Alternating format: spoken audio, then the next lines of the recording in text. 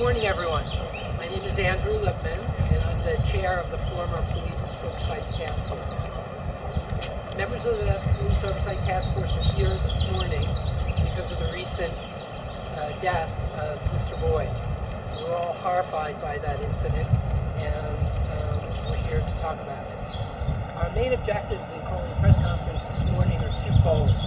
We would like to see an independent investigation of the recent shooting outside of our city administration and police department. And most importantly, we'd like to see the recommendations of the Police Oversight Task Force be adopted by our city council without changes. This is probably the most important thing that we have to say, because we need systemic change. What's been happening in Albuquerque really goes beyond individual incidents, but it's really a systematic problem.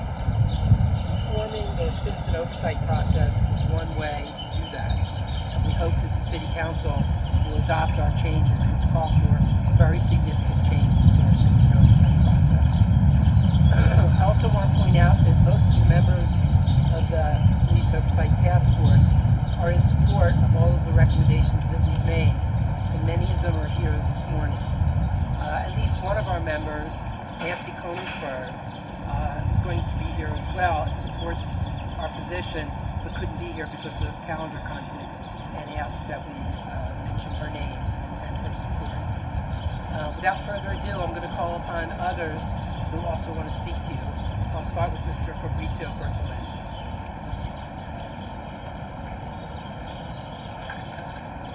Good morning. I am Fabrizio Bertolini, a former member of the Police Oversight Task Force, which has recently submitted recommendations to the City Council to improve the civilian oversight system for the Albuquerque Police Department.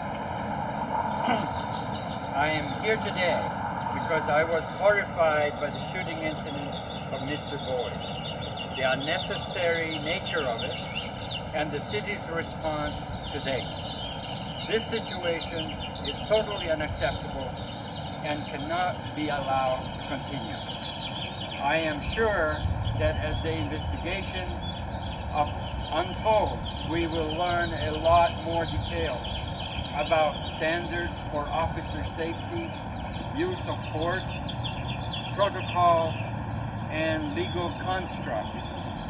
I focus on a few simple facts.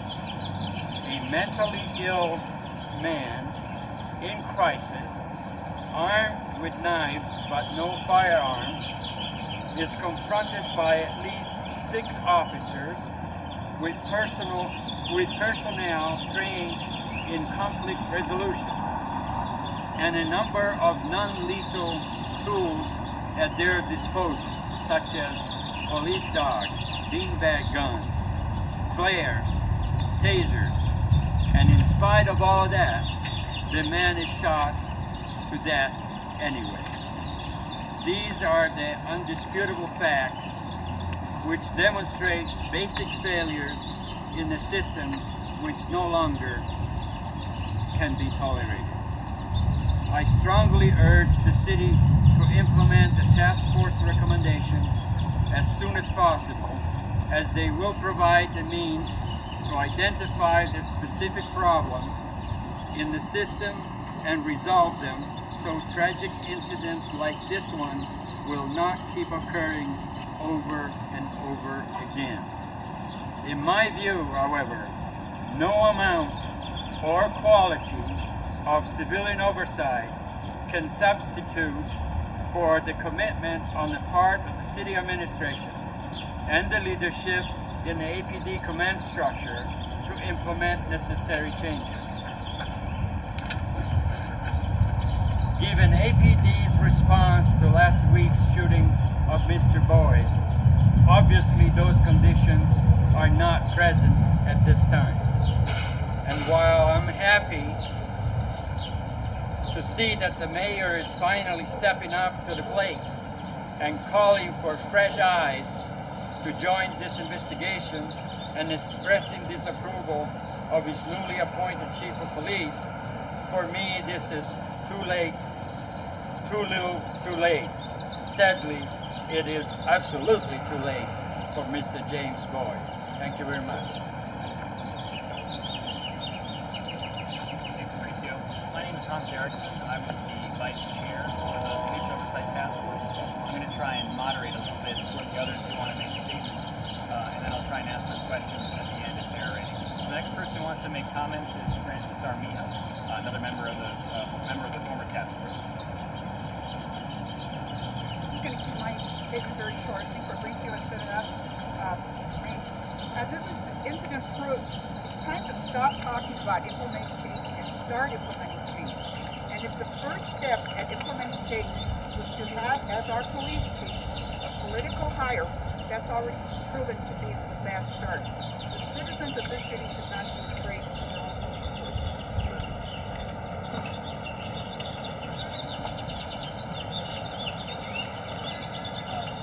Peter Simonson, also formerly a member of the Oversight Task Force, wasn't able to make it today, but another member of his staff at the ACLU, Stephen Robert Allen, is here to make some comments on Peter's behalf. Could y'all just speak up a bit? Thanks, Hans. I will try to project.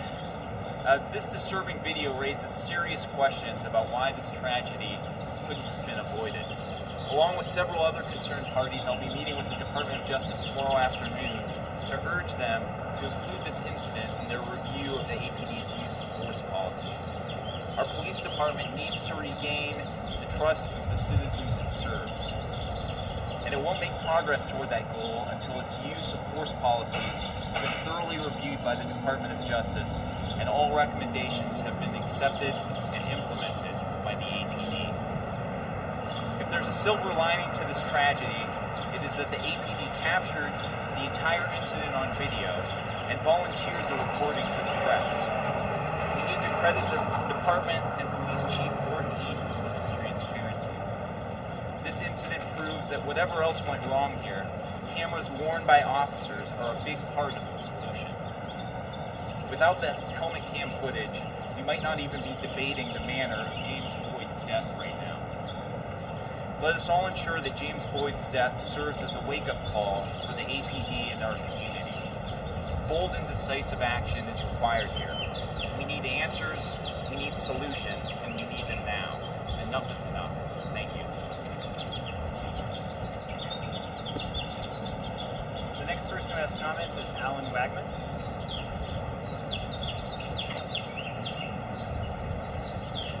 I want to reiterate what's been said, that it is absolutely necessary that there be effective civilian police oversight, and I call on City Council to adopt the task force recommendations with as little change as possible to create an independent and effective oversight body. But while an independent, effective oversight body is necessary, it is not sufficient. What really has to happen is that the people in real control of the police department, the mayor's office, the chief administrative officer, the chief of police, and on down the police chain of command, begin to take seriously their moral responsibility. Our officials, whether elected or appointed, have a responsibility to protect the city legally, but they also have a responsibility to protect the city morally.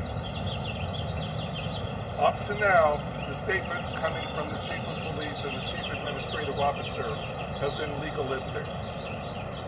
They have been intended to protect the city from legal culpability. The mayor has been sort of halfway in between for the very first time. The lack of moral leadership is what has led us to 22 shootings, is what has led us to problems in everyday police interactions with civilians that don't rise to the level of making front page news.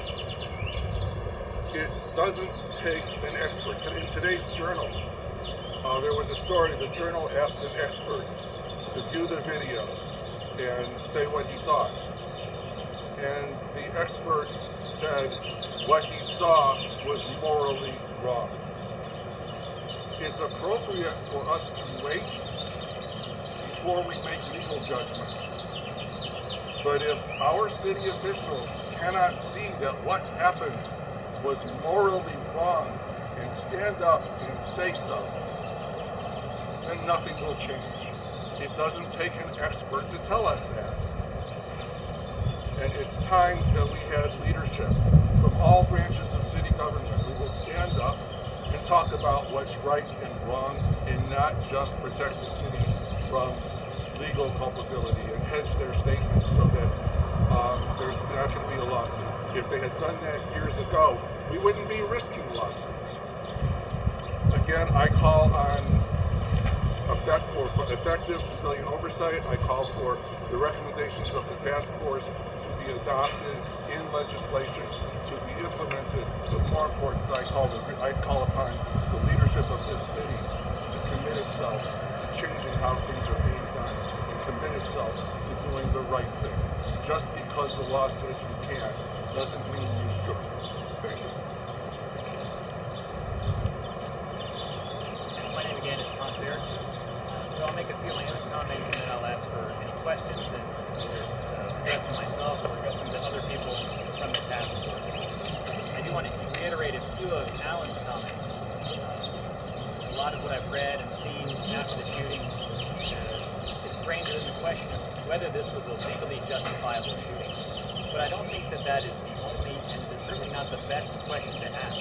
We can all look at the video, as unpleasant as it is, and ask, is this what the officer should have done? Even if they could do it, should they do it? That question about what the officer should do is driven by what police policies, what procedures are.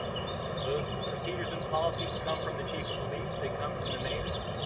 That is what needs to change, and I hope that we hear from the mayor, from the chief of police, about what those changes are going to be, where they're going to come from. I would urge everyone in the leadership, including the city council, to look very closely at the recommendations that our task force made. One of the essential recommendations is that the committee be able to make policy recommendations to the police department and require that the chief of police answer as to whether or not he is going to implement those policies, and if not, why not. That gives every citizen a bit of say in how those officers should act. So if there are any questions, I'll take them now. I want to say again that we're all here as individuals. We've prepared a lot of the statements we've made now, we've discussed among each other and are in agreement about. So individual questions may elicit responses that are not shared by everyone, but I'm happy to try and direct the questions to the right person if I can. Can you say why this is now? I mean, we've had shootings since 2010, but why now? Why this urgency now to bring this protest or bring these concerns down? Well, I'll say that we only recently finished our work as a task force. I don't believe there have been any other shootings, certainly not a shooting like this, since we finished our work. So we felt compelled to make a statement and redirect the council's attention to our recommendation and call on the rest of city leadership now because it's the most recent event in time since we finished our work. Isn't that slightly outside of the review of the task force or kind of the original?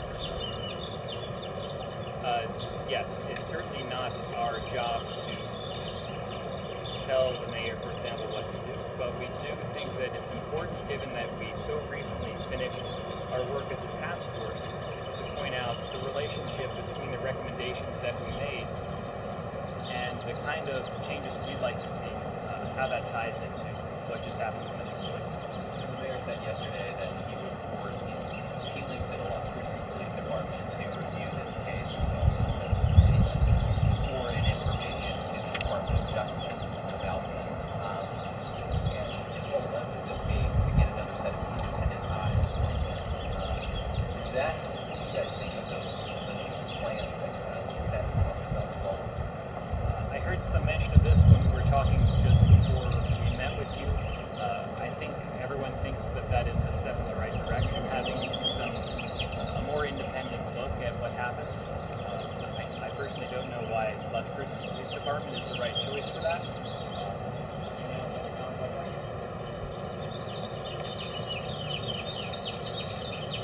The fact that there was a helmet cam video was a result of the Police Oversight Commission recommendation.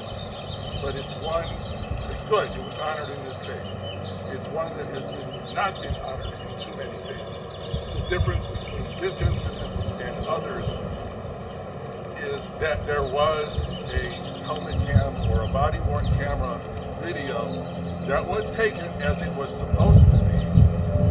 And there may be camera videos in other cases, but they haven't been released.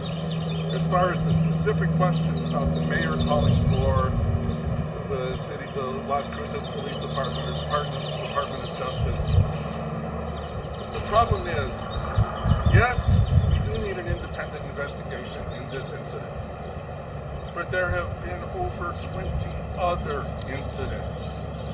And the city has just defended itself against those and said nothing's wrong, we don't have to reveal information. People have filed requests for information under the state Inspection of Public Records Act that reportedly, I don't know firsthand, but that reportedly have not been complied with by the Albuquerque Police Department. This problem goes well beyond this incident, and the mayor calling for an independent investigation of this incident is a small step in the right direction, but we shouldn't mistake it for anything other than a small step. Thank you. I wanted to respond to the question about our purview.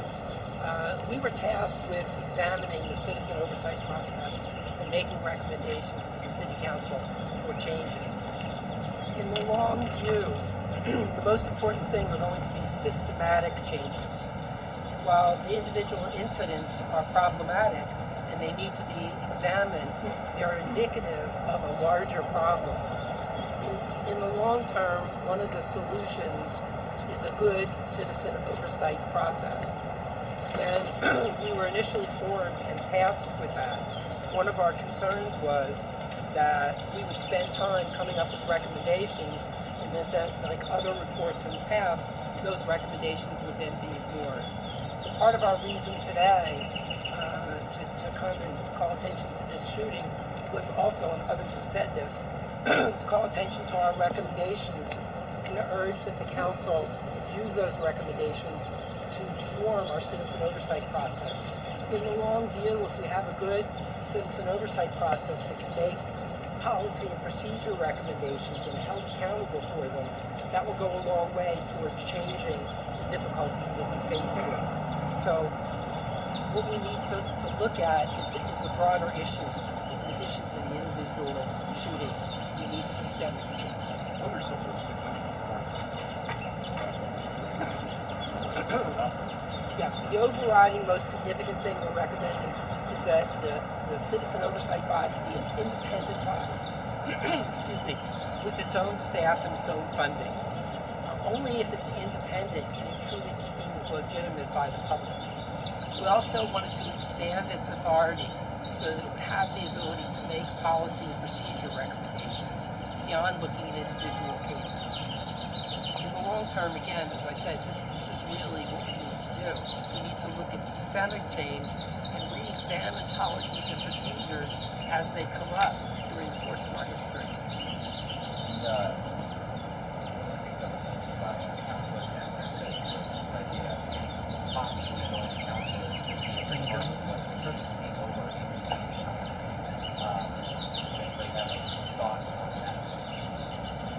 I don't want to comment on that. He hasn't drafted any legislation yet, so we don't know when that's going to come. Would you like to see I believe that that's in the hands of the Department of Justice, and they may be issuing criminal investigations. Well, they're doing investigations. I don't know what the results will be. Would your body consider calling for it? That's not our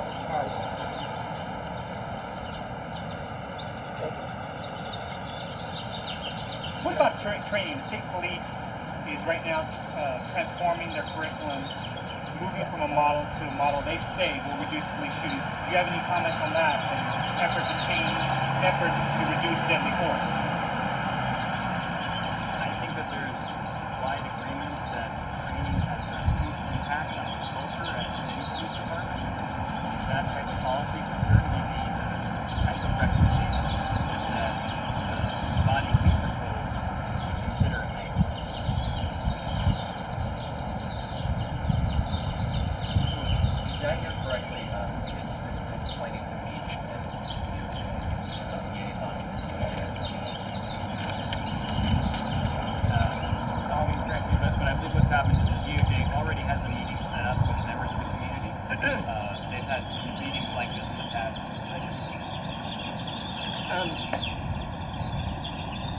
there's a public safety task force that consists of a group of organizations here locally, ACLU, LULAC, among them. And we've been pushing for meeting with the Department of Justice since this most recent shooting. Jewel Hall, president of the Martin Luther King Center, I'm vice president of that center and chair of that public safety task force, asked Louis Salcido, who's heading up the investigation for the Department of Justice, to meet with community activists and community organizations who've been raising these issues. So that's who's meeting with the Department of Justice officials on Wednesday. It's a group of community activists. It's a closed meeting. It's not open to the press, and it was by invitation. There are members of the task force who were invited and will be there at the meeting, myself among them, and representatives from the ACLU. I would just reiterate that our task force is open and is our work, and really we're only here today because as individuals we felt like we should come out and make a statement. So no one is really going to call on the task force anymore to do anything because our work is finished. We just hope that the recommendation will be made.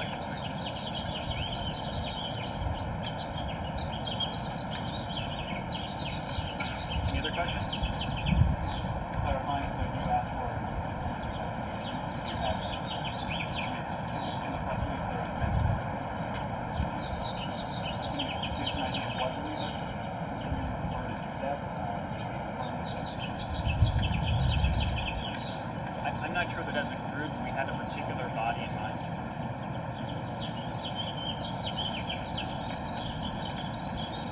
Okay, thank you very much. I'm sorry. I just want to make one comment that we're talking about training earlier. One of the questions I asked the training personnel was, do these officers receive yearly refresher training? And I was told no. And that really concerns me that we see a continual problem here, and we make no effort to retrain these people, at least to try to address the problems. And I'm big on training, so I just got to tell you that that's a concern to me. Thank you. Thank you very much. Will you be available after the one-on-one interviews? I think Yeah, well, Okay, someone would have to go live. Sure. 5 minutes. Okay, thank you. Thank you.